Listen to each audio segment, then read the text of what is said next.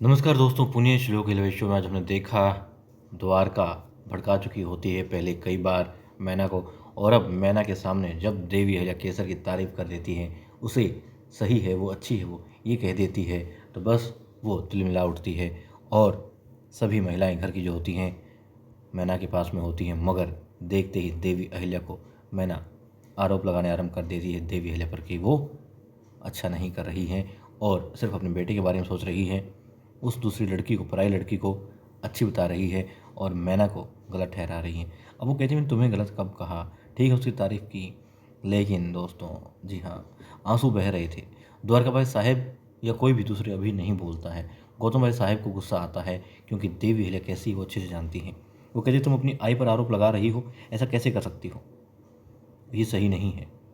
और वो कहती नहीं, जो कुछ के जीवन में हो रहा है, जो कुछ भी घट रहा है, वो देवी अहिल्या की वजह से ही है। वो कहती है कि और आप कह रही हैं कि आरोप न लगाओ, तो क्या करे वो, उसके पति को किसी और तरफ जाता हुआ देख रही है और वो चुप रहे, विलाप भी ना करे।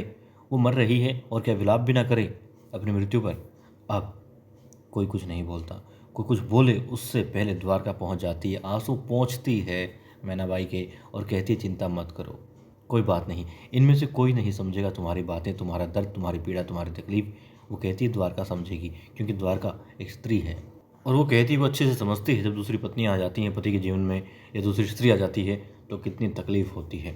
अब द्वारका को ये बातें कहते सुन करके, देख करके गौतम भाई साहब और देवी अहिल्या की आंखें फटी रह जाती हैं कि आखिर कैसे भड़का रही है। अब देवी अहिल्या आगे बढ़ती और कहती हैं कि ऐसा नहीं है, मैंने सिर्फ वही कहा जो सही है, उसकी तारीफ नहीं की, तुम्हें गलत नहीं कहा, बस वो अच्छी है तो अच्छी कहा। अब वो कहती है वही तो आई साहब, वो अच्छी है और मैना गलत है। अब मैना कहती है वो तो यही सोचती रही कि उसके साथ उसकी चट्टान जैसी आई है तो उसके साथ कुछ गलत हो ही नहीं सकता, मगर नहीं, गलत ही गलत हो रहा है। उसे तो लगा था कि देवी अहिल्या भी वापस आएंगी तो उस केसर को मालवा से बाहर फेंक करके आएंगी, बाहर निकाल देंगी मालवा से, लेकिन नहीं, आप तो उसकी तारीफ़ें कर रही हैं। अब दिखाते हैं गौतम साहिब आती है, कुछ कहे उससे पहले ही मंदिर की घंटी की आवाज़ ज़ोर ज़ोर से कानों में पड़ती है। सभी दौड़ करके वहाँ जाती हैं। बाकी पुरुष जो होते हैं, मल्हार राव, सरदार जी, तुको जी, यशवंत, वो भी आ जाते हैं। दरबारी जो होते हैं वो भी आ जाते हैं। देखते हैं कि मालेराव केसर को हाथ में थामे, जी हाँ, उसका हाथ हाथ में थामे घंटी बजा रहा होता है। अब सूबेदार जी बोलते हैं मालेराव क्या है ये सब। वो बताता है न्याय चाहिए। वो कहता है सज़ा चाहिए। सज़ा किसके लिए चाहिए? सज़ा चाहिए उसके लिए जिसने तकलीफ़ दी है, मारने की कोशिश की है उसकी केसर को। अब केसर भी देखती है कि अरे ये क्या कह रहा है मालेराव। अब वो कहते हैं दरबार में चलो, वहाँ बात करते हैं। ठीक है, दरबार में मामला पहुँचा दिया जाता है और मल्हार राव सरदार जी के समक्ष, पूरे दरबार के समक्ष मालेराव कहता है दादाजी आज का विषय है केसर पर हमला और सबसे बड़ा विषय है। वो कहता है, पहले पूछता है क्या प्रेम करना अपराध है? सरदार जी कहते नहीं, प्रेम अपराध नहीं है यदि उसमें थोड़ी सी भी मिलावट ना हो तो, यदि उसके अंदर कोई लोभ, लालच या फिर कोई और साजिश ना हो तो। अब वो कहते हैं कि मालेराव कहता है उसका प्रेम जो है बिल्कुल निश्चल है, पावन है, मगर उसके प्रेम यानी केसर पर हमला किया जाता है और हमला किया है देवी अहिल्या ने, तो उसे दंड दिया जाए। अब सुधार जी कहते हैं कि तुम आरोप लगा रहे हो बहुत बड़ा है, क्या तुम्हारे पास कोई सबूत है? वो कहता है हाँ, साबित कर सकता हूँ। ताली बजाता है, सबूत आता है। वही महिला और स्त्री आते हैं जो कि बार बार मालेराव या फिर देवी अहिल्या के सामने आ रहे थे, केसर के सामने आ रहे थे। अब देवी अहिल्या देखती है तो वही हैं जो वहाँ केसर के पास थे, उससे बातें कर रहे थे। अब जब उनसे पूछा जाता है तो बताते हैं कि हाँ, ये लोग वही थे और देवी अहिल्या रुद्र रूप इन्होंने देखा। बस ऐसा था कि देवी अहिल्या केसर को मार ही डालेंगी, ऐसा दिख रही थी और इन्होंने धमकी भी दी। इन्होंने कहा कि मृत्युदंड और राजद्रोह की इन्होंने बातें कही। वो तो बहुत घबरा गए थे। अब देवी अहिल्या कहती है वो ऐसा क्यों करेगी, वो केसर पर हमला क्यों करवाएंगी? वो तो गई थी मगर लेकिन इसे अभय देने के लिए। केसर भी कहती है मालेराव ऐसा नहीं है, राजकुमार ऐसा नहीं है, आई हमला कर ही नहीं सकती, करवा ही नहीं सकती, ऐसा कुछ नहीं होता। तुम बहुत भोली हो, तुम्हें नहीं पता यहाँ राजनीति होती है और राजनीति बहुत बहुत अच्छे से समझता है मालेराव।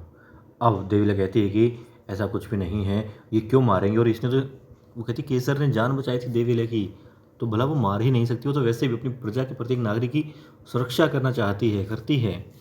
और कहता नहीं आई साहब ऐसा नहीं है। मालेराव आरोप लगाता, कहता है सबूत भी दे दिया मैंने तो कि हाँ इन्होंने ही ऐसा किया है, डराने गई थी मगर ऐसा नहीं किया, अभय दे करके आ गई मगर फिर से हमला करवाया। और अब वो कहता है सैनिक उसने पकड़ भी लिया था जो कि हमलावर था। देवी अहिल्या का सैनिक था मगर केसर पर हमला करने आया था और उसने भागते भागते बता दिया कि देवी अहिल्या ने ही हमला करवाया है, उसके कहने पर हमला किया गया है। अब वो कहते हैं ठीक है, तुम्हें अपनी बात रख दी? कहते हैं जी हाँ, बात रख चुका हूँ और सजा दी जाए देवी अहिल्या को। अब सुधारी कहते हैं अहिल्या तुम्हें अपना पक्ष रखने के लिए 2 दिन मिलते हैं। और फिर वो कहते हैं गंगूबा को कि गंगूबा आप केसर को उसके घर जाने का बंदोबस्त करवाइए और उसके घर के आसपास जो है सैनिकों की तैनाती कर दीजिए, खूब सारे सैनिक हों ताकि परिंदा भी वहाँ पर ना मार पाए और ध्यान रखा जाए थोड़ी सी भी कोताही रक्षक पर सवालिया घेरा और चिन्ह जो है लगा देगी। अब गंगूबा कहते हैं ठीक है, जैसा आप कहते हैं वैसा ही होगा, सुरक्षा में कोई चूक नहीं होगी। अब मालेराव कहते नहीं दादा साहब ऐसा नहीं है, केसर वाड़े में ही रहेगी। और ये सुनते ही गौतमाबाई साहब की तो बेचारे की आंखें चौंधिया जाती है, अरे क्या कर रहा है मालेराव। और द्वारका मुस्कुराती है कि हाँ जैसा चाहते थे वैसा ही हो रहा है। और गुनु जी हर जगह पर्दे के पीछे होते हैं। देखिए जब मंदिर में मालेराव घंटी बजा रहा था तब भी वो पर्दे में से देख रहे थे, द्वारका के साथ बातें कर रहे थे आंखों ही आंखों में, और अब फिर वो पर्दे में से देख रहे हैं। दरबार में पर्दा, घर में पर्दा, हर जगह पर्दा, लेकिन ना जाने पर्दे के पीछे कैसे गुनु जी समझ से परे है।